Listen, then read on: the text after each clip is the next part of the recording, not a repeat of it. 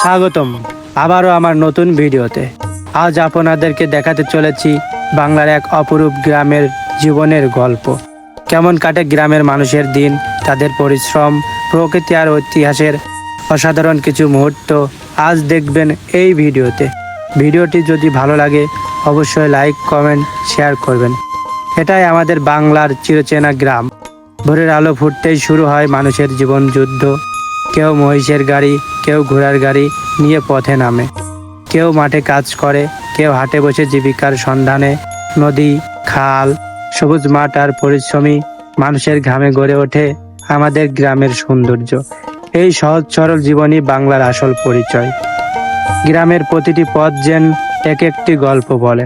কাঁচা রাস্তা, সবুজ মাঠ, হাটের ব্যস্ততা আর পরিশ্রমী মানুষের হাসি মুখ, সব মিলিয়েই গড়ে উঠেছে বাংলার প্রাণ।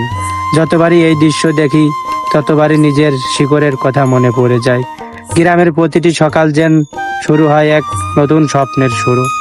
কেউ মাঠে যায়, কেউ হাটে যায়, আবার কেউ সংসারের দায়িত্ব কাঁধে নিয়ে জীবন যুদ্ধ শুরু করে।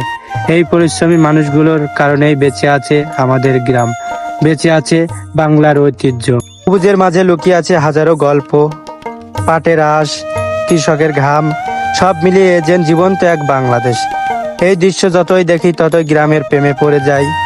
ইট পাথরের শহর হয়তো অনেক কিছু দিতে পারে, কিন্তু গ্রামের এই নির্মল বাতাস, মানুষের আন্তরিকতা আর প্রকৃতির এই শান্তি, এসবের কোনো বিকল্প নেই। এটাই আমাদের শিকড়, এটাই আমাদের পরিচয়।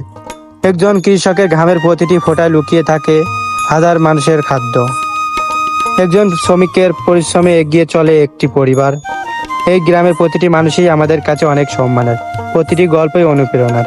জীবন মানে শুধু বড় শহরের ব্যস্ততা নয়, জীবন মানে গ্রামের মাটির গন্ধ, মানুষের হাসি, প্রকৃতির রং আর পরিশ্রম।